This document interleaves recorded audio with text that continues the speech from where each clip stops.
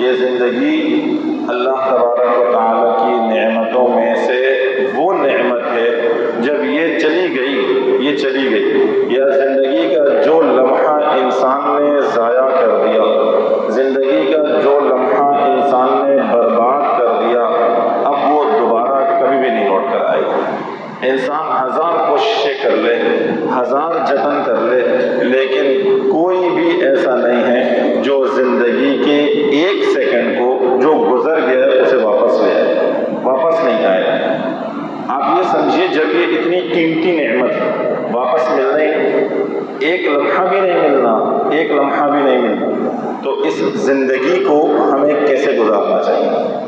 کتنی قیمتی نعمت ہے انسان کی زندگی کے یہ لمحات۔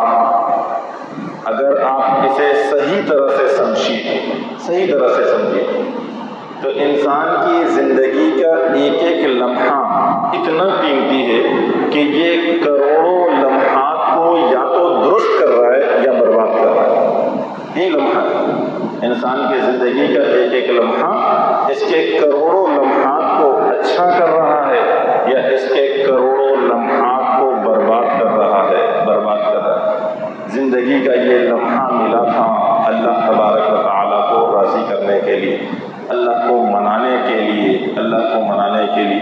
زندگی کے یہ لمحات ملے تھے جنت کو حاصل کرنے کے لیے۔ ان لمحات کو صحیح استعمال کر کے ہم اللہ تبارک و تعالیٰ کی رضا حاصل کر سکتے ہیں۔